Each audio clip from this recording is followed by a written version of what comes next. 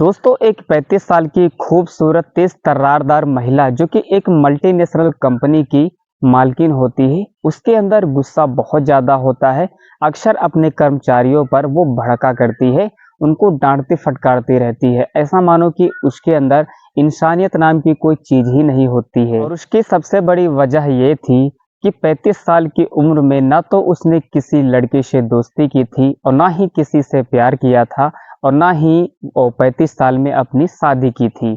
जब भी उसके शरीर के हार्मोन्स बहुत ज़्यादा सक्रिय होते थे, तो वो बहुत ज़्यादा परेशान होती थी। सोचती थी कि आखिर हम करें तो क्या करें? लेकिन उस रात उस कंपनी में ही उस 30 साल की महिला मालकिन के साथ कुछ ऐसी घटना हो जाती है, जिस पर आप भरोसा नहीं करेंगे। तो इसीलिए दोस्त बने रहिए वीडियो में अंत तक। वीडियो स्टार्ट करने से पहले आपसे छोटी सी रिक्वेस्ट है कि मेरे चैनल को अभी सब्सक्राइब नहीं किया तो प्लीज़ चैनल को सब्सक्राइब एंड वीडियो को एक लाइक ज़रूर करना, ताकि मेरा भी मनोबल बढ़ा रहे और मैं नई नई वीडियो आप लोगों के साथ अच्छे इंटरटेनमेंट वीडियो लाता रहूं। गैस करीब 3 किलोमीटर से मैं कड़कती धूप में वीडियो को शूट करने आता हूं, इतना सारा झमेला बनाता हूं, गिनी पर्दे को टांगता हूं, बहुत कुछ मेहनत करनी पड़ती दोस्त। वीडियो को एडिट भी करनी पड़ती, हर चीज़ करना पड़ता, मैं अकेले ही करता हूँ। मेरा वॉच टाइम लगभग कंप्लीट ही है, करीब 3800 तक है और मेरे जो सब्सक्राइबर हैं वो करीब 615 हैं। तो मेरी आपसे छोटी सी रिक्वेस्ट है कि यार 1K सब्सक्राइब बहुत ही जल्दी करा दीजिए। दोस्तों आज की जो सच्ची कहानी मैं आपको सुनाने जा रहा हूँ, ये सच्ची कहानी है मणिपुर के एक छोटे से जिले की, जहाँ पर 4 लड़कियाँ रहा करती हैं। उन चारों लड़कियों में बहुत ज़्यादा प्रेम होता है, बहुत ज़्यादा दोस्ती होती है, कहीं भी जाती हैं साथ में जाती हैं, स्कूल जाती हैं, खेलने जाती हैं, वो साथ में जाया करती हैं। और बचपन में वो चारों लड़कियां डिसाइड करती हैं कि हम बड़े होकर शादी नहीं करेंगे, बल्कि अपने लक्ष्य को हासिल करेंगे। लेकिन थोड़ा समय बीतता जाता है। उन 4 लड़कियों में से जो 3 लड़कियां होती हैं वो शादी कर लेती हैं, लेकिन उनमें से एक सिंगल लड़की बचती है जो अपनी शादी नहीं करती है और अपने सपनों को लेकर हमेशा परेशान रहा करती है, जिसका नाम अपर्णा होता है। अपर्णा बचपन से ही सोचा करती है कि मैं एक बहुत बड़ी मल्टीनेशनल कंपनी की मालकिन बन जाऊं। हालांकि आगे चलकर उसका सपना साकार भी हो जाता है, लेकिन वो एक चीज को लेकर बहुत ज्यादा परेशान रहा करती है। अच्छा, इस चीज को देखकर अपर्णा के जो माता पिता होते हैं वो कहते हैं कि बेटा तुम्हारे साथ में जो लड़कियां थी उन सब की शादियां हो गई हैं, उन सब के बाल बच्चे हो गए हैं, अब तुम शादी क्यों नहीं कर रही हो? तुमको भी शादी कर लेनी चाहिए, तुम्हारी भी उम्र काफ़ी हो गई है। लेकिन जो अपर्णा होती है वो अपने माँ-बाप को बिल्कुल मना कर देती है कि मैं शादी नहीं करूँगी, मुझे कुछ अलग करना है। और जब अपर्णा अपने माँ-बाप की इन बातों से बहुत ज़्यादा परेशान होती है तो अपने घर को ही छोड़ देती है। अपना घर छोड़कर वो कहीं दूर शहर में एक कमरा रेंट पर लेती है, वहीं पर बहुत ज़्यादा मेहनत करती है। एक कंपनी में पहले तो वो कुछ पैसों पर नौकरी करती है, लेकिन धीरे-धीरे समय बीतता जाता है, उसकी पोस्ट बदलती जाती है, ऊँचे रैंक पर पहुँचती जाती है। अब इसी बीच उसकी जो दोस्त होती हैं, वो भी अपर्णा को बहुत ज़्यादा कहा करती हैं कि अपर्णा तू शादी क्यों नहीं कर रही है? तेरी इतनी उम्र हो जा रही है, आगे अगर तू ऐसे ही समय बीतता गया तो तुझे कोई अच्छा लड़का नहीं मिलेगा, फिर तू क्या करेगी? अगर एक अच्छी ज़िंदगी जीनी हो तो ज़िंदगी में एक हमसफ़र का होना बहुत ज़रूरी होता है। लेकिन अपर्णा जो थी वो अपने लक्ष्य को हासिल करने में लगी थी। वो यही बात उसके दिमाग में घुमा करती थी कि मैं एक दिन बहुत बड़ी अमीर लड़की बनूँगी, एक मल्टीनेशनल कंपनी की मालकिन बनूँगी और मेरे अंडर में बहुत सारे एम्प्लॉयी काम करेंगे। तो ये बात जब उसकी दोस्त कहा करते हैं कि तुम शादी कर लो, तो उनसे भी वो अपर्णा नाराज़ हो जाती है, उनसे भी बातचीत करना बंद कर देती है। अब इस तरह से अपर्णा अकेले पड़ जाती है। वो सीधा कंपनी से घर आती है और घर से कंपनी जाती है। अपर्णा जब कंपनी से घर आती है तो घर में अपने आप को बहुत ज़्यादा बोर महसूस करती है। जब बहुत ज़्यादा उसको अकेलापन महसूस होता है तो रिमोट उठाती है और अपनी टीवी ऑन कर लेती है। वो टीवी में अक्सर यही चीज़ें देखा करती है, बड़े-बड़े बिजनेसमैन लोगों को कि कैसे कंपनियाँ स्टार्ट करते हैं। हमेशा कॉर्पोरेट से रिलेटेड चीज़ें ही देखा करती है कि लोग कैसे अमीर बनते हैं, बिजनेस करने का तरीका क्या है, यही सारी चीज़ें देखती है और उसकी रातें कटा करती हैं। और धीरे-धीरे एक समय आता है जब मुंबई की एक मल्टीनेशनल कंपनी अपर्णा पर बहुत ज़्यादा भरोसा कर लेती है। फिर अपर्णा के हाथों में उस कंपनी अपनी सारी बागडोर दे देती है कि अपर्णा अब तुम ही इस कंपनी को संभालो। अब जिस दिन अपर्णा को उस कंपनी का फाउंडर बना दिया जाता है, मालकिन बना दिया जाता है, तो अपर्णा अपने आप में बहुत ज़्यादा हैप्पी होती है, अपने आप पर गर्व महसूस कर रही थी। वो कह रही थी कि अगर मैं शादी कर लेती तो शायद मैं आज इस स्टेज पर नहीं पहुंचती। देखो मैंने शादी नहीं की, मैंने मेहनत की, मैंने संघर्ष किया और मैं आज मैं मल्टीनेशनल कंपनी की सीईओ बन चुकी हूँ, मैं एक मालकिन बन चुकी हूँ, मैं इस कंपनी की फाउंडर बन चुकी हूँ। लेकिन उसके अंदर एक बात होती है, वो अपने जितने भी एम्प्लॉय होती हैं वो सबको डांटा फटकारा करती है कि अच्छे से काम करो, इस तरीके से काम करो। वो अपने एम्प्लॉय पर जो भी काम नहीं करता है वो बहुत ज़्यादा गुस्सा करती है। बात है 22 मार्च सन 2024 की। अपर्णा एक दिन सुबह सुबह अपने कंपनी जाती है और अपने एम्प्लॉयज़ पर बहुत ज़्यादा नाराज़ हो जाती है, गुस्सा हो जाती है। किसी ने कोई किस प्रकार की गलती कर दी थी, तो मेज़ पर जितनी भी बुक्स रखी होती हैं, रजिस्टर्स रखे होते हैं, कंप्यूटर रखा होता है, कंप्यूटर सिस्टम होता है, उन सब को उठा कर नीचे फेंक देती हैं और बहुत ज़्यादा गुस्सा करने लगती हैं। जितने भी कर्मचारी होते हैं, वो सभी अपने-अपने रूम में जाकर छिप जाते हैं, क्योंकि जब अपर्णा को गुस्सा आता है तो कोई भी एम्प्लॉय उनके सामने नहीं आता है। वो गुस्से से बहुत ज़्यादा लाल हो जाती हैं और अपने ऑफिस में जाकर बैठ जाती हैं। इसी बीच एक 5 साल का छोटा-सा बच्चा अपर्णा मालकिन के ऑफिस में जाता है और जितने भी रजिस्टर्ड होते हैं और जितने भी कंप्यूटर सिस्टम होते हैं, सबको उठाकर उनकी टेबल पर रख देता है और ये सारी चीज़ें अपर्णा गौर से देख रही थी। अब जो बच्चा होता है वो कहता है कि मैम पानी पी लो, मैम पानी पी लो। वो बोतल खोलकर मैम को देता है और मैम अच्छे से पानी पीती हैं। फिर अपर्णा मैम उस छोटे बच्चे से प्यार से पूछती हैं, दुलार करती हैं कि बेटा तुम्हारा नाम क्या है? तो लड़का बताता है कि मैम मेरा नाम चिंटू है।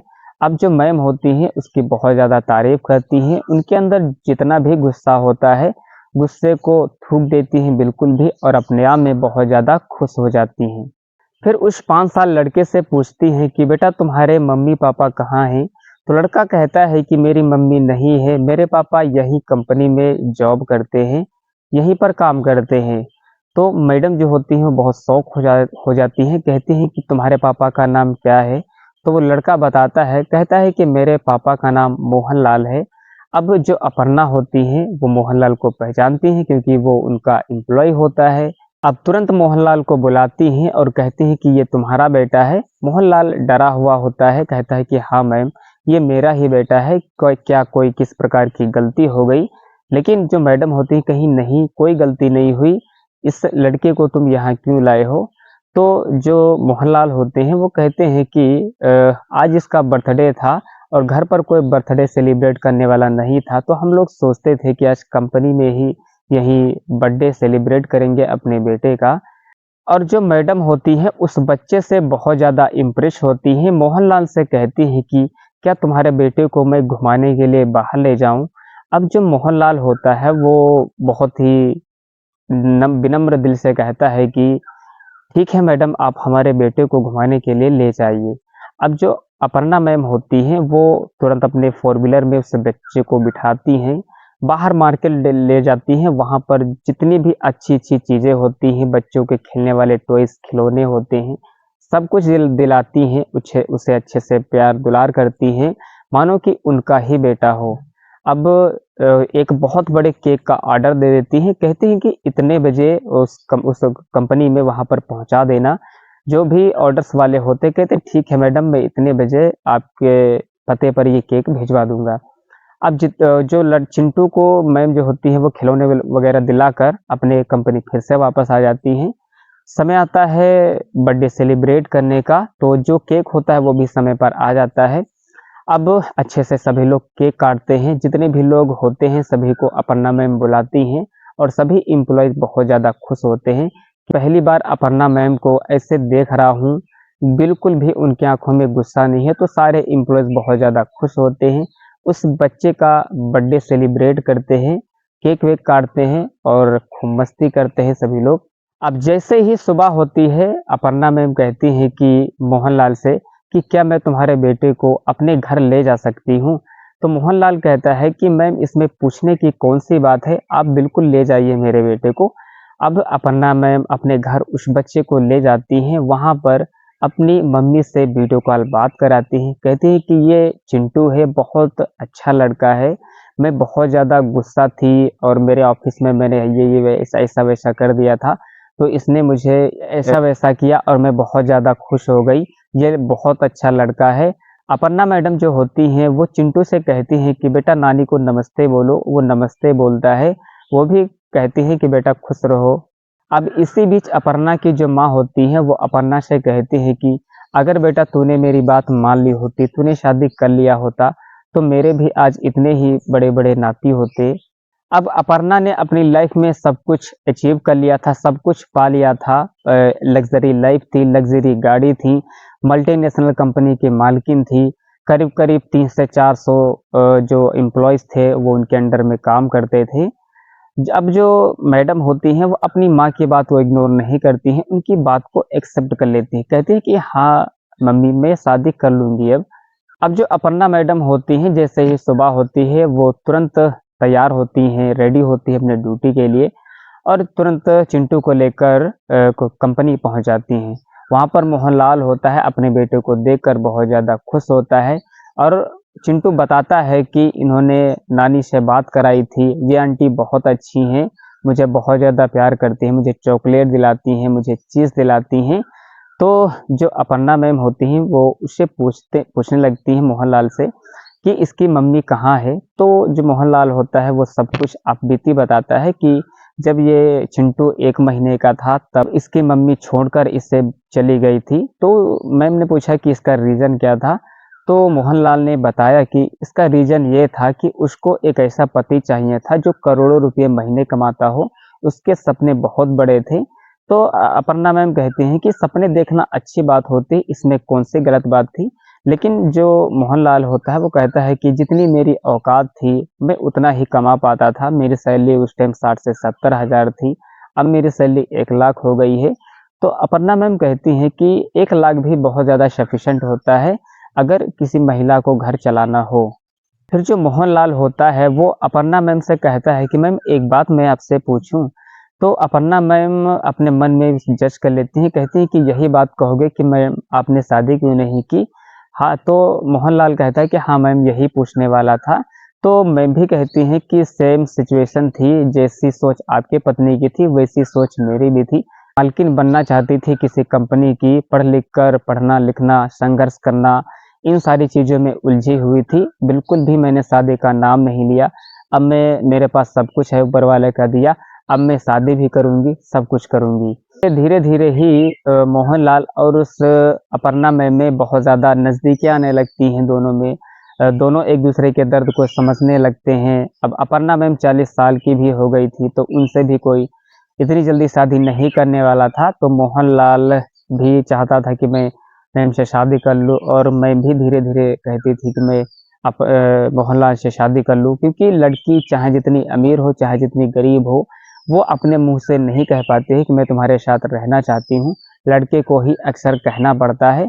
अब जो मोहनलाल होता है वो डायरेक्टली स्पष्ट एक दिन कह देता है कि मैं आपसे शादी करना चाहता हूँ। जो अपर्णा मैम होती हैं वो फिर से पूछती हैं कि क्या कहा तुमने? वो डर जाता है लेकिन मैम ने फिर से थोड़ा हिम्मत दी, कहा कि तुम बोलो तो कोई क्या बात है? फिर से कहता है कि मैम आपसे शादी करना चाहता हूँ। जो मेरे दिल में था वो मैंने बोल दिया। मैम जो होती हैं वो ठहाके लगा के हँसने लगती हैं और कहती हैं कि मोहनलाल ये तो मैं भी चाहती थी कि तुम मुझसे शादी कर लो और हमारा तुम्हारा एक अच्छा परिवार हो जाए 3 लोगों का। चिंटू भी बहुत अच्छा लड़का है, मैं इसे पढ़ा-लिखा कर अपने ही रूप में ढालूँगी। मोहनलाल और अपर्णा मैडम में दोनों की शादी हो जाती है और दोनों लोग उस कंपनी को मिलकर संभालने लगते हैं। तो दोस्त ये वीडियो आपको कैसी लगी? अगर वीडियो अच्छी लगी हो तो वीडियो को लाइक और चैनल को सब्सक्राइब ज़रूर करके जाना। मिलते हैं नेक्स्ट वीडियो में, तब तक के लिए धन्यवाद। और हाँ, इस क्राइम तक चैनल के साथ जुड़ना मत भूलिएगा।